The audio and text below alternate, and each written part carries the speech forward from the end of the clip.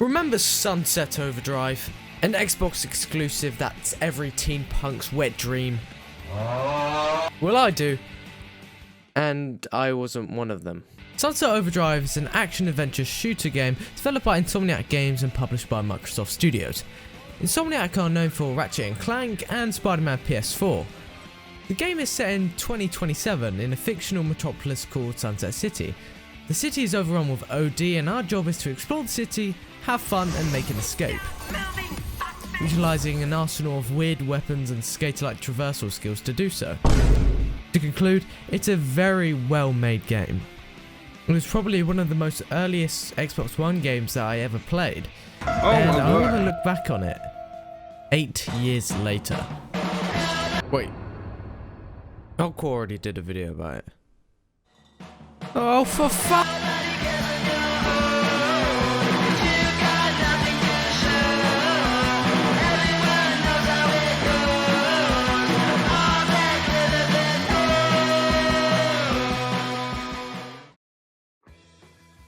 We start with our player, encountering the apocalypse unfolding around us.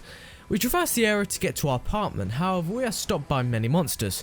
We see a friendly survivor, he gets killed, we steal his dick gun and kill the monsters. I like big guns, and I cannot lie. Evidently entering our apartment. In a flashback, the player attended the massive pre-release party of mega conglomerate Fizco in Sunset City for its new energy drink, Overcharge, allowing the citizens to be the first to try it. Our player was the janitor, cleaning up all the shit around the place. Whilst working, the citizens turn into OD. The fuck?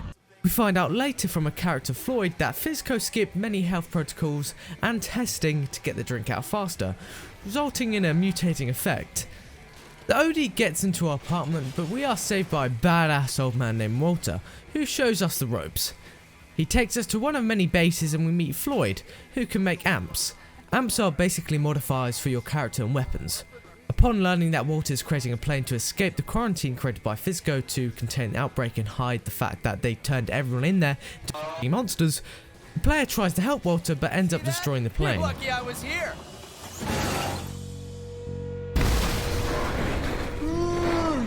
We try to make amends and gain the aid of Sam, who we meet at a train yard.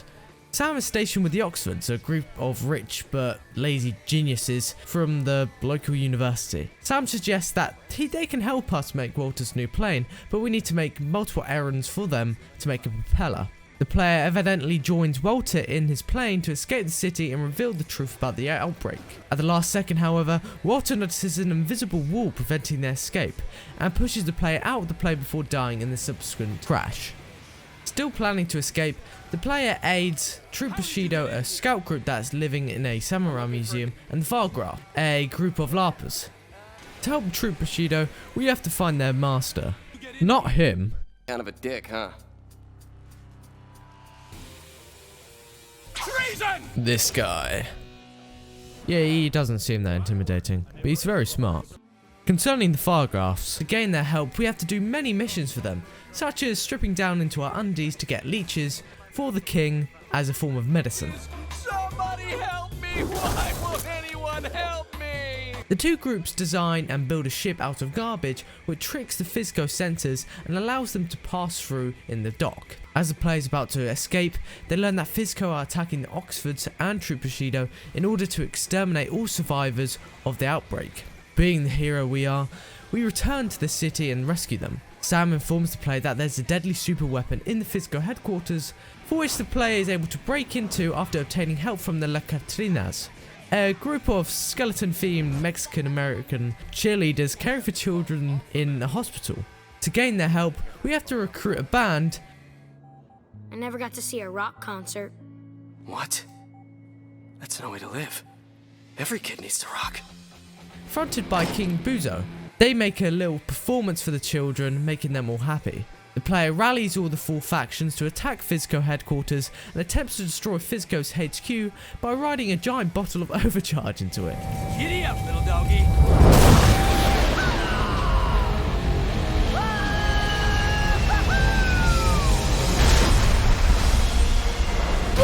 The player is killed in the blast and the factions mourn them.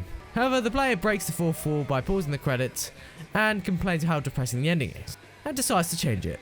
I deserve a better ending. I got an idea. Okay, rewind! The player survives and gets respawned in the ending, and is revealed that Fizco is a fucking robot. Wait, don't tell me. Giant city-destroying robot? Which is meant to destroy the city to cover up the overcharge outbreak. Obviously, we destroy it. And at the credits, we find out that Fizco headquarters automatically activated a protocol sending Fizco helicopters full of overcharge around the world, potentially foreshadowing a international OD outbreak.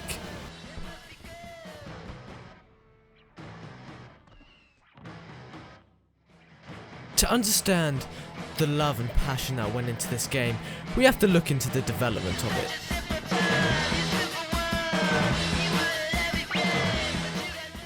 Sunset Overdrive was developed by Insomniac Games, which had mainly developed games for PlayStation consoles, and now have turned to the dark side. Drew Murray and Marcus Smith, the game's creative directors, began brainstorming Sunset Overdrive after completing Resistance 3. Being classed as a rock and rolled end time, basically the metal apocalypse, You're basically taking the end times idea and flipping it on its ear. Insomniac gave them the green light. Murray and Smith now had to pitch it to publishers. They ended up going with Microsoft. The team originally didn't want to make it a console exclusive, but they were impressed with the Xbox One. Now with a publisher, they began the designing stage. Choosing a name for the game was the first thing the team did. They decided on the name Sunset Overdrive because they felt it captured the overall theme of the game, being energized, action-packed grindhouse. The project was originally conceived to be an open world survival game similar to DayZ. It didn't feature a traversal system or unusual weapons. Scavenging and defending were going to be the prime features. This idea carried on to Sunset Overdrive's multiplayer game mode, Chaos Squad. Funnily enough, apparently the team changed their mind after watching On a Melancholy Hill by Gorillaz, resulting in a different, more skater-like theme. It went around the studios just like, wouldn't this be a cool game to make, like something that looked like this? And so that sent us off in a whole different direction. The skating feature evolved into the traversal system, such as grinding. Tony Hawk's Pro Skater was a big influence, apparently. After the failure of their 2013 game Fuse, they had to identify what made their game successful. What made their games successful was the unusual but vibrant titles that were being made, having very different stylization. Stylization that was present in Sunset Overdrive, having humor and irreverence. Insomniac's CEO called it the game that Insomniac has been meaning to make for 20 years. Microsoft supported it and shared the same vision. Insomniac wanted to break the rules of shooters, focusing on aggression and momentum and utilizing parkour and fast-paced movements other than just ducking and covering and shooting. The traversal and combat were going to be separate, but the team thought it would be fun to shoot whilst grinding as well. The world design had to be changed to suit those two aspects of grinding and climbing, making the world in apparently 4x4 blocks to accommodate the parkour features. The grinds were also lengthened to make grinding longer and better for combat. The design of the game had many influences from Prince of Persia to the likes of Scott Pilgrim and Mega Man. The main character has vast customizability options to emphasize the anarchy and lack of social norms in the game's world. Despite being in an apocalypse, the team wanted the players to feel like it was a playground of limitless possibility, instead of a depressing and gritty environment. I am having a very bad day. I am in no mood. The engine they used was originally made for Fuse, but they reworked it for Sunset Overdrive. The game's AI was made to make the player stay on their feet and try different methods of traversal and combat. The street level, if you go down there, you can survive for a few seconds, but not for very long. It was announced at E3 2013 and released worldwide for Xbox One in October 2014. Windows version was released in 2018, developed by Blind Squirrel Games. The game received generally positive reviews, with praise for its visuals, traversal and combat system, and humour. I sense some epic missions in my future. It received numerous nominations, including Best Xbox Game of the Year. There are many reasons why I love this game. The traversal is smooth, and it does take a lot of skill to free flow across grinding to bouncing. There are times I'm demolishing OD with unrelenting speed, and then I'm stuck on the ground about to get molested. This allows the pace to be fast and consistent, resulting in an overdrive in enjoyment.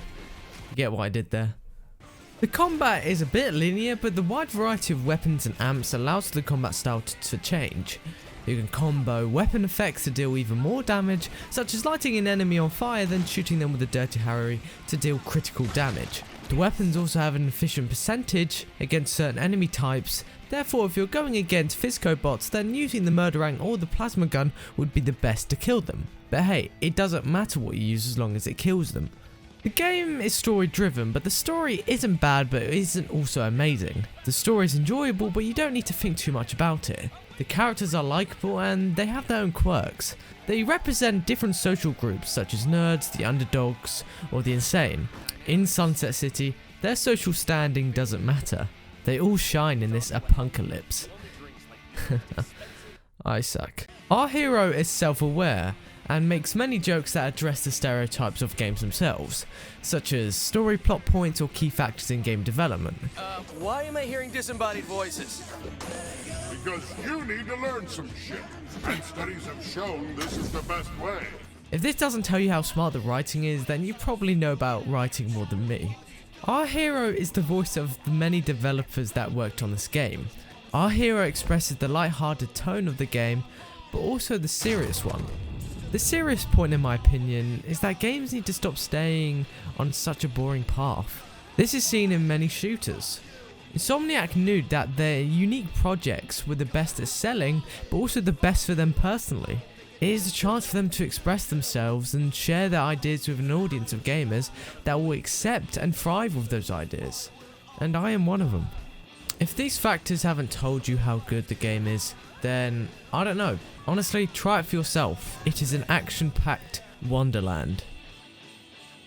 Going back and playing this game as a teenager, I can really appreciate this game's attempt to target that niche audience of gamers that have interest in music, film and other quirky topics.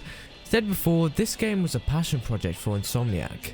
This was definitely seen throughout the research I did. Murray and Smith wanted to shift the general outlook of shooter games and the stereotypical aspects of those games. The E3 trailer literally starts off with a generalized action shooter FPS game setup, followed by the hero jumping in unexpectedly and changing the atmosphere entirely. From this trailer, the audience is targeted with multiple fourth wall breaking monologues, stating that you are the hero and it's a fucking video game. Just have fun. Can you survive the many dangers? Can you help others survive? Can you save Sunset City? Of course you can. It's a f***ing video game. It doesn't take itself seriously, you shouldn't either. Game's sense of humour and satire came to fruition through the help of Jerry Duggan, who is a writer for Deadpool. The fourth wall breaking and weird humour is depicted with the Deadpool character being shown in this game. Hey, what's that? You guys tracking my every move now? The writing was made for players that could understand the edgy humour, as if they were smart, not dumb. The social norms in this game are thrown out the window. The game's style is taken from many different genres such as punk rock, pop and hip hop. Fashion was also a big part of the game, having a great amount of options to choose from. You can pick what you want to look like and you can pick how you want to play. The game is all about you. You might not be the coolest guy, the strongest guy, the prettiest, but that doesn't matter in this game. In this reality, you can do whatever you want in this action-packed joyride. It's your playground, it's your punk fantasy in Overdrive.